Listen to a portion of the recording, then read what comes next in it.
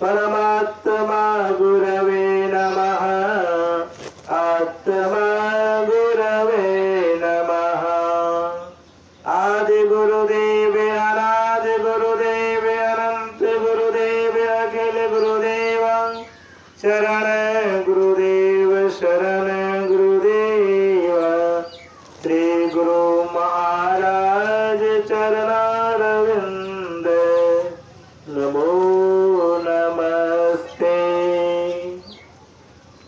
पूज्य गुरुजन, माननीय अध्यक्ष महोदय, समवेत समादरणीय सज्जन वृंद, आदरणीय माताओं तथा भक्तिमती बहनों, आप सबों के चरणों में प्रणाम।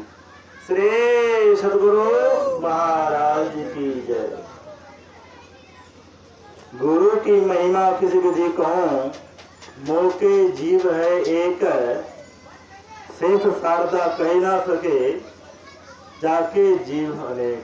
साध समझ की मसी करो, लेखनी सब बन राय, सब धरती कागज करो, गुरु गुण लिखा न जाए।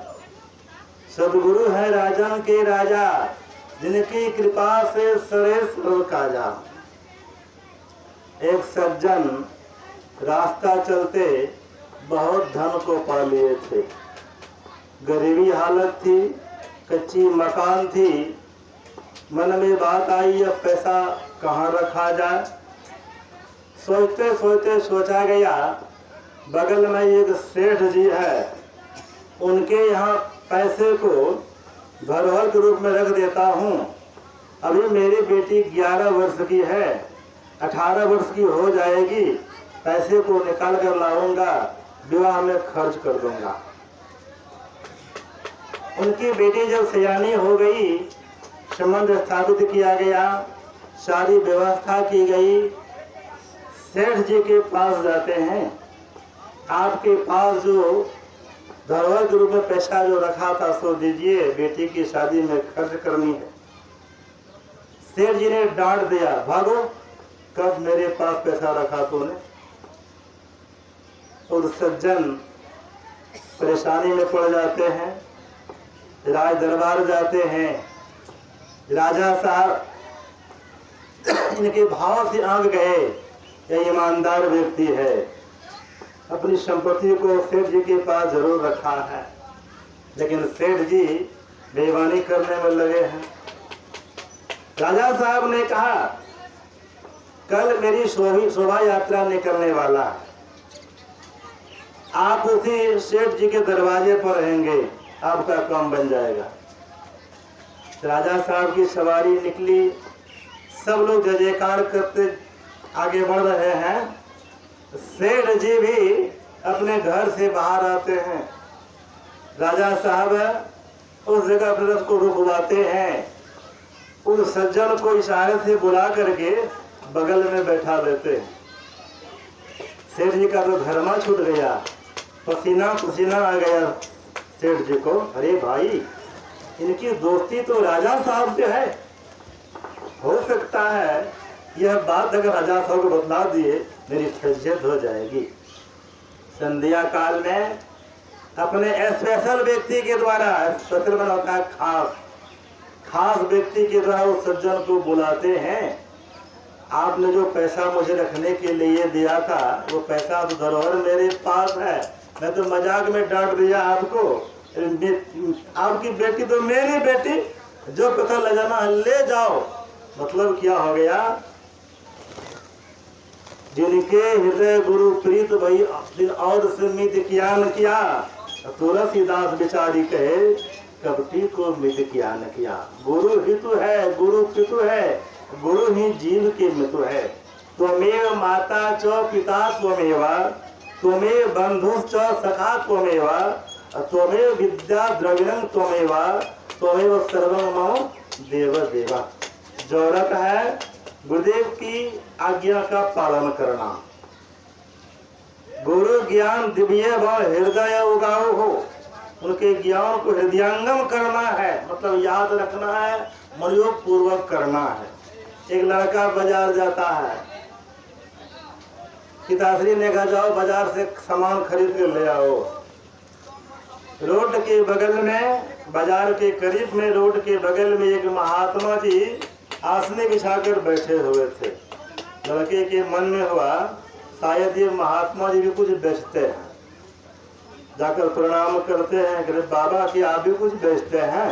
हाँ मैं भी बेचता हूँ। क्या बेचते हैं आप? मैं ज्ञान बेचता हूँ। कैसे बेचते हैं? 1 रुपया, 2 रुपया, 10 रुपया, जैसा पैसा देगा वैसा ज्ञान मिलेगा। लड़के ने कहा 1 रुपये का ज्ञान दे दीजिए। महात्मा जी ने कहा 2 व्यक्ति कहीं झगड़ा करे वहां खड़ा मत रहना, जाओ 1 रुपये का यही ज्ञान होगा। लड़का जब घर पहुंचता है, पिताजी हिसाब मांगते हैं। बेटा अगर ईमानदारी के साथ काम करे फिर भी उनसे हिसाब जरूर मांगना चाहिए। उनको डर भय लगा रहता है, फजूल खर्च नहीं करेगा। हिसाब देने के क्रम 1 रुपया घट गया। लड़के ने कहा इस रुपया का मैंने ज्ञान खरीदा है। कौन सा ज्ञान लिया जी? लड़के ने कहा महात्मा जी ने कहा 2 व्यक्ति कहीं झगड़ा करे वहां खड़ा मत रहना। पिताश्री ने कहा 1 रुपये का यही ज्ञान, चलो तो काम महात्मा जी है। महात्मा जी को ठग लिया। पिता पुत्र महात्मा जी के पास जाते हैं। जो जो नहीं कहना चाहिए, बहुत सारी जली भुनी बातें महात्मा जी को कहने लग गए। सिद्ध महात्मा थे। कहा जाता है कोड़ कार धरती सहे, काट कूट बन रहा है, कुटिल वचन साधु से और से सहा न जाए। साधु संत महात्मा सागर की तरह गंभीर होते हैं, हिमालय की तरह अविचल होते हैं और धरती की तरह सहनशीलता उनमें होती है। महात्मा जी कहते हैं बाबा हल्ला क्यों करते हैं? मैंने आपके बच्चे को ज्ञान दिया तब न पैसा लिया। अगर आपको ज्ञान मंजूर नहीं है तो ज्ञान वापस कर दीजिए, मैं भी पैसा वापस कर दूंगा। तो ज्ञान वापस कैसे किया जाएगा? महात्मा जी ने कहा सामने में तुलसी का वृक्ष है, कहिए आप अपने बेटे को उनसे 5 ठो पत्ता तोड़ करके चबाएगा और चबाकर थूक देगा। मैंने जो आपसे ज्ञान लिया सो भुला दिया। वैसे ही किया गया। पत्ते को चबा करके थूक देते हैं और कहते जो मैंने आपसे ज्ञान लिया सो भुला दिया।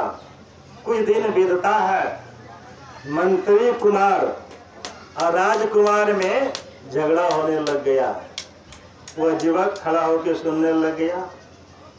मंत्री कुमार उसका नाम दे दिए गवाह में। उनके नाम पर नोटिस आई, सूचना आती है, मैसेज आता है। पिता पुत्र फेर में पड़ जाते हैं। पिताश्री सोचने लग गए किनके तरफ से गवाही दिया जाए। अगर राजकुमार की तरफ से गवाही दी जाती है मंत्री साहब नाराज होते हैं। अगर मंत्री कुमार की तरफ से गवाही दी जाती है राजा साहब नाराज होते हैं। हमको समाज में रहना है, गांव में रहना है, देश में रहना है, सबसे मिलजुल के रहना है। फेर में पड़ गए। पुत्र ने कहा बाबा पिताश्री उस महात्मा जी के ज्ञान को अगर नहीं भूलता आज इस तरह की नौबत नहीं आती। चलिए उस महात्मा जी के पास, उस महात्मा जी के पास इस समस्या से बचने का कोई निदान होगा, उपाय होगा। पुनः पिता पुत्र महात्मा जी के पास जाते हैं। महात्मा जी ने कहा आपके नाम से नोटिस आई है, सूचना आई है, गवाह तो देना ही पड़ेगा। अगर आप गवाही नहीं देंगे उल्टे केस हो जाएगा। इस समस्या से बचने के लिए भी उपाय है, लेकिन इसके लिए आपको 25 रुपये का ज्ञान खरीदना पड़ेगा। पिता ने कहा ले लीजिए रुपये, दे दीजिए ज्ञान। महात्मा जी ने कहा देखो जी, जब वहाँ वकील साहब पूछने लगे ये दोनों झगड़ा करता था तूने देखा था? कुछ बोलना नहीं, बार बार अगर पूछा जाए तो खिल खिला करके हंस देना और पहले ही एकांत जगह में खेत खलियान में हंसने का अभ्यास बना लेना। जब लड़के को ले जाया जाता है वकील के पास, वकील साहब पूछने लग गए, अब कुछ बोलते ही नहीं थे। जज साहब कहते हैं बोलो बोलो, अरे किसने पहले किसको मारा? बोलो बोलो। वे हंसने लग गए। ऐसा क्यों करता है? बोलो बोलो, पहले किसने किसको मारा? बस ठहाका मार के हंसने लगे। तो भागो, इस पागल को ले आया है। कहने का मतलब क्या हो गया? गुरु के ज्ञान को हृदय में लाना। और सुन रहे थे, गुरु हरि चरण में प्रीत हो, युग काल किया करे, इसके लिए शर्त है। और कछुए की दृष्टि हो, जंजाल किया करे। अंत में